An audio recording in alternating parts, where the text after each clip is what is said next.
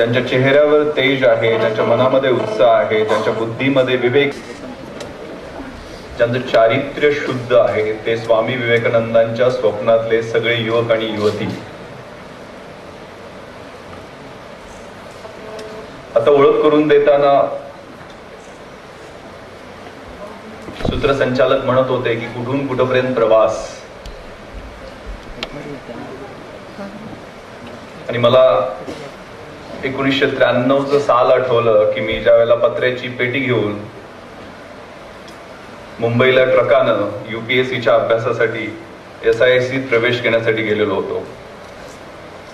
गेल्या वर्षी मला ज्या हॉस्टेलमध्ये मी राहत होतो त्या जगन्नाथ शंकर सेठ युनिव्हर्सिटी हॉस्टेलमध्ये हॉस्टेल डे ला बोलवलेलं होतं. त्यावेळेला माझ्या त्या आठवणी जागृत झाल्या.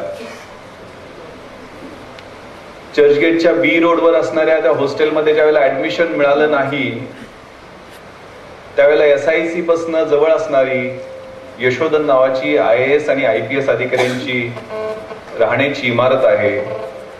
त्या इमारतीमध्ये सर्वंट क्वार्टर्स आहेत. या अधिकाऱ्यांच्या सेवा करण्यासाठी जे शिपाई असतात त्यांच्या राहण्यासाठी 10 बाय 10च्या सर्वंट क्वार्टर्स आहेत. त्या सर्वंट क्वार्टर मध्ये रात्री झोपायला जागा मिळेल का ही शोधत होतो, कारण दिवसभर लायब्ररीत अभ्यास करता येईल, रात्री त्या सर्वंट क्वार्टर मध्ये झोपता येईल. तिथेही जागा त्यावेळेला मिळाली नव्हती. आमदार निवास मध्ये कसं तरी धडपडत 20-25 जणांच्या गर्दीत झोपण्याचा प्रयत्न करायचो. त्या आमदार निवासापासून 5 मिनिटाच्या अंतरावर मेट्रो थिएटर आहे. त्या थिएटरच्या बॉम्बे जिमखाना असे बड्या लोकांचे क्लब आहेत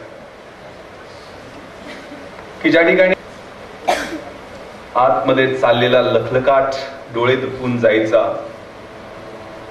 कधी आतमध्ये आपल्याला चहा सुद्धा प्यायला मिळेल का हा प्रश्न मनात उभा राहायचा, कारण त्यावेळेला तिथला की greater is the struggle, greater is the Triumph. जेवढा मोठा संघर्ष तेवढं मोठं यश मिळत असतं. मरीन चाललंय पाहायचो आणि शिव्या खायचो. त्याच क्लबचे ट्रस्टी मी DCP झाल्यानंतर माझ्या ऑफिसमध्ये येऊन विनवण्या करायला लागले की साहेब आमच्या क्लबचे तुम्ही ऑनररी मेंबर व्हा. थिएटर बाहेर 2-2 तास बॉलिवूडच्या हिरोला पाहायला बाउन्सरच्या शिव्या खात उभा राहायचो. मुंबईच्या पश्चिम भागाचा म्हणजे बँड्रापासून जुहू पर्यंतच्या भागाचा ऍडिशनल पोलीस कमिशनर झालो आणि तेच फिल्म स्टार 2-2 दिवस माझ्या अपॉइंटमेंटची वाट पाहायला लागले.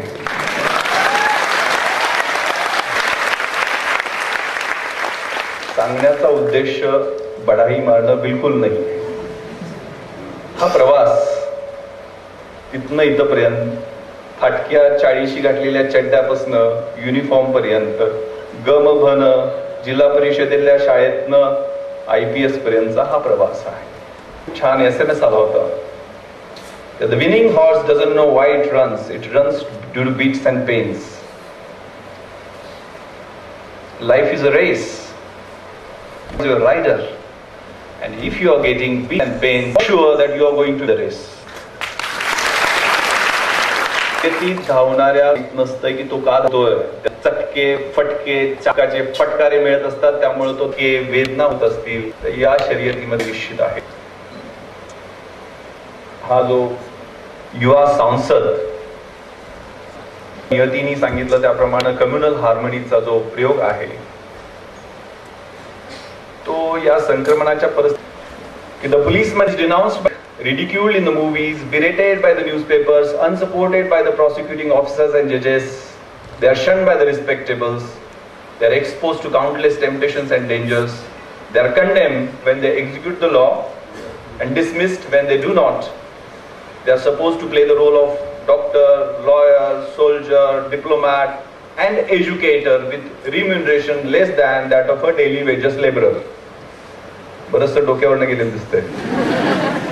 आपल्या मराठवाड्यातल्या फमू शिंदेने त्याचं छान भाषांतर केलेलं आहे. मानत नाहीत लोक, धर्मगुरू देखील उगारतात उगाचच फोक. सिनेमे काळासारखे हात धुवून मागे बातम्या विनत बसतात बदनामीचेच धागे. तो न्यायालयाचा नावडता, सरकारी पक्षाचा पडता, वाऱ्यावर सोडून दिलेला तो एक पतंग. त्यानं डॉक्टर असावं, वकील असावं, मुत्सुद्दी असावं, सैनिक असावं, शिक्षक असावं, मात्र जेवढ्याच तेवढा त्याचा पगार पोलीस नंतर 1.5 वर्ष मुंबईमध्ये झालेली स्थित्यंतर, पोलिसांच्या मानसिकतेत झालेले बदल, मी 3 ड्रग्स पार्ट्यावरती, रेव पार्ट्यावरती, तो दूसरे कमरे में तुम सो सकते हो क्या? यदि तुम्हारे घर के एक कमरे में लाश सड़ रही हो तो दूसरे कमरे में तुम गा सकते हो क्या? यदि इस सवाल का जवाब हाँ है तो मुझे तुमसे कुछ भी नाही कहना है. You are the next. यार तुझ्यापर्यंत पोहोचणार आहे. म्हणून ट्रायडंट हॉटेलमध्ये ASL करत होतो, ऍडव्हान्स सिक्युरिटी लायसनिंगची मीटिंग असते. शांततेच्या काळात जेवढा घाम गाळाल तेवढं कमी रक्त युद्धाच्या काळात तुम्हाला सांडावं लागेल. आणि दुसरं, इन्चार्ज म्हणून पोस्टिंग झाल्यानंतर मी ग्लॉक पिस्टल इश्यू करून घेतली होती. ग्लॉक पिस्टल हे तुलनेनं बरं वेपन, म्हणजे त्यात 18 गोळ्यांचे 2 मॅगझिन्स असतात. तुलनेनं अतिरेक्यांकडे 4 अतिरेक्यांशी आम्हाला युद्ध करावं लागलं. त्या प्रत्येकाकडे एक AK-47, 6 डबल मॅगझिन्स, एक मॅगझिन्स मध्ये 30 गोळ्या असतात आणि एकदा ट्रिगर ऑपरेट केला तर 30 गोळ्या बाहेर जातात. सुट्ट्या 150 ते 200, म्हणजे 650 ते 700 गोळ्या AK-47च्या, एक ऍडिशनल पिस्टल, त्याच्या 60 गोळ्या, 20 ते 25 ग्रेनेड, पाव किलो वजनाचे साधारणपणे. ग्रेनेडच्या परिघातले 25 मीटरच्या परिघातल्या माणसांची कॅज्युअलिटी होऊ शकते. आणि एक प्लास्टिकच्या बॅगेमध्ये 8 किलोचा RDXचा बॉम्ब, अशी मृत्यूची सामुग्री घेऊन हे अतिरेकी आलेले होते. मी माझा बॉडीगार्ड अमित घेतले, ज्याला 3 गोळ्या लागल्या. 3 वाजताच्या फायरिंग लोड केली आणि मेट्रो थिएटर पास होत होतो तेवढ्यात त्यावेळचे DGP एन रॉय साहेबांचा फोन आला आणि हसन कपूर साहेबांचा फोन आला. विश्वास, रश टू ताज. तिथं ग्रेनेड ब्लास्ट आणि AK-47च्या फायरिंगचे आवाज येतात. मला पूर्ण खात्री पटली की हे किरकोळ प्रकरण नाहीये, हा अतिरेकी हल्ला आहे. कारण 26 सप्टेंबरला 1.5 तास नाही, 2 तास नाही, ताजच्या सगळ्या सिक्युरिटी ऑफिसर्सना घेऊन 9 तास त्या हॉटेलची बारकाईनं तपासणी, रेकी, सिक्युरिटी ऑडिट मी आणि माझ्या अधिकाऱ्यांनी केलेलं होतं. त्यामुळे कोपरा, खिडकी, दरवाजे, तिथल्या स्मोक डिटेक्टर, फायर स्प्रिंकलर,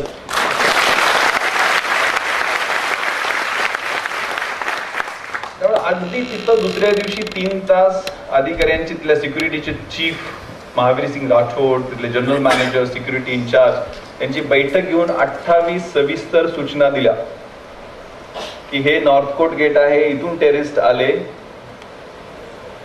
तर हे काचेचं गेट सहज तुटू शकतं. मला आठवते, एक चित्रकार असतो आणि त्या चित्रकाराला परमेश्वराचं चित्र बनवण्याची इच्छा होते. मी काय करू? तो एक 5-6 वर्षाचा गोड मुलगा निवड, त्याला समोर बसव, त्याचं चित्र बनव, ते थेट कृष्णासारखं होईल. तो त्याचं मार्गदर्शन ऐकतो, बसवतो मुलाला, त्याचं चित्र बनवतो, अगदी कृष्णासारखं बनतं, त्याला खूप पैसे मिळतात, खूप यशस्वी होतो. 20 वर्षानंतर पुन्हा त्याची चित्र बनवण्याची इच्छा होते. तो त्याच मित्राला विचारतो, मी काय करू? मला राक्षसाचं चित्र बनवायचं, शैतानाचं चित्र बनवायचं. तो म्हणतो जेलमध्ये जा. तो मीच आहे. या 20 वर्षामध्ये माझ्यातला देव हळूहळू मरत गेला आणि राक्षस हळूहळू मोठा होत गेला. आतमध्ये विचारा, प्रत्येकाला आतमध्ये विचारा, 2 लांडग्यांची लढाई सारखी चालू आहे.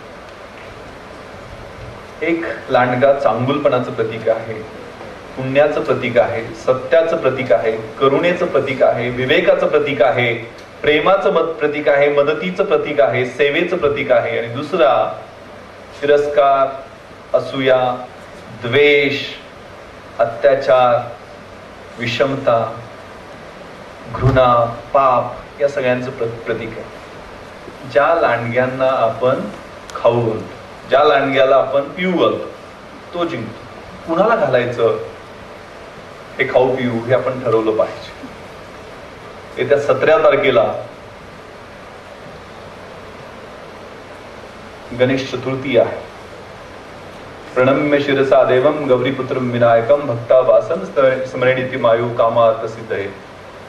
ज्या प्रथम देवाचं, ज्या गणरायाचं, ज्या लंबोदर सगळ्यांची पाप उदरामध्ये घेणाऱ्या त्या गणरायाचं, ज्या व्रातपती व्रताचरणी लोकांचं संरक्षण करणाऱ्या गणरायाचं आपण स्वागत करणार आहोत. त्याचं आगमन होणार आहे. पुढे असंही म्हटलेलं आहे गणपती स्तोत्रामध्ये की विद्यार्थी लभते विद्या, धनार्थी लभते धनम, पुत्रार्थी लभते पुत्रन, मोक्षार्थी लभते गती. जो विद्यार्थ्याला विद्या देतो, धन पाहिजे त्याला धन देतो, पुत्र पाहिजे त्याला पुत्र देतो, मोक्ष पाहिजे त्याला मोक्ष देतो, तो गणपती बाप्पा आम्हा पोलिसांना भरपूर टेन्शन देतो. कारण ज्या पद्धतीचं अटेन्शन या बाप्पाकडे असायला पाहिजे ते नाहीये. मी तुमच्या समोर फक्त आणि फक्त गणपती बाप्पामुळे 1800 लोकवस्तीच्या छोट्याशा खेड्यातना मी 3 जण IAS, IPS आणि IFS इन्व्हेस्टिगेशन वरती करण्यासाठी गेलेलो होतो. अमेरिकेतलं सगळ्यात महत्वाचं शहर न्यूयॉर्कला गेलो. न्यूयॉर्क मध्ये सगळ्यात पॉश एरिया मॅनहॅटन मध्ये सगळ्यात पॉश स्ट्रीट 56. मी ज्यावेळेला ट्रान्स पार्ट्यावरती, रेव्ह पार्ट्यावरती मुंबई पुण्यामध्ये रेड केल्या त्यावेळेला खूप प्रश्नांना मला सामोरे जावं लागलं. जवळजवळ 280 मुला मुलींना मी जेलमध्ये टाकलं म्हणून पुण्यात गदारोळ झाला. मुंबईमध्ये 232 आणि शेवटची ओकूड ज्यात क्रिकेटर्स वगैरे पकडले जातात 90. नाईट लाईफ वर हल्ला, मुंबईचं फ्रीडम क्लास वगैरे वगैरे खूप प्रश्न विचारले. पण ज्यावेळेला या रक्ताचे आणि लघवीचे त्यांचे नमुने घेतलेले होते, त्यांचे रिझल्ट आले. पुण्यामध्ये 86%, 72 डिग्रीवरती जी रेड केलेली होती त्यातल्या 92% आणि ओकूड हॉटेल जुहू मध्ये रेड केली होती त्यातल्या 98% तरुण तरुणींच्या रक्त आणि लघवीमध्ये अफीम, चरस, गांजा असलेले ड्रग्ज नाही आहेत. त्याला LSD, इक्स्टसी, एम्फेटामाइन किंवा लिसर्जिक ऍसिड किंवा फ्लनिट्रेप्झेम म्हणजे ज्याला नायट्राइट बेस्ड. एखादा संडे नावाचा सिनेमा तुम्ही पाहिला असेल, त्यातनं संडे मिसिंग असतो त्या मुलीच्या आयुष्यातला. कारण हे ड्रग्ज एक कोक मध्ये मिक्स करून किंवा थम्सअप मध्ये मिक्स करून दिलं, पार्टीला घेऊन गेलं, पब मध्ये दिलं तर त्या मुलीची मेमरी ब्लर होते आणि सकाळपर्यंत, त्याला डेट रेप पण म्हणतात, डेटवर घेऊन जायचं आणि रेप करायचं, सकाळपर्यंत तिचं आयुष्य उद्ध्वस्त झालेलं असतं. आणि याचा प्रचार आणि प्रसार तुमच्या हातात जे मोबाईल दिसत आहेत ना त्याच्यातनं झालेलं. Internet, social networking sites, isra.trans.com, Facebook, Twitter, का ते धोकादायक आहे? आजकाल दंगली ही खूप फास्ट, त्यामुळे क्रांत्याही झाल्यात. मिडल ईस्ट मधली गोंधळाची क्रांती आपण पाहिलेली आहे. अमेरिकेतला सर्वे आहे, हायस्कूलचं शिक्षण पूर्ण होई तोपर्यंत मुलं म्हणजे 16 वर्षाची होई तोपर्यंत साधारण 20,000 तास इंटरनेट, 15,000 मर्डर्स पाहतात, 12,000 रेप पाहतात आणि साधारणपणे 1 लाख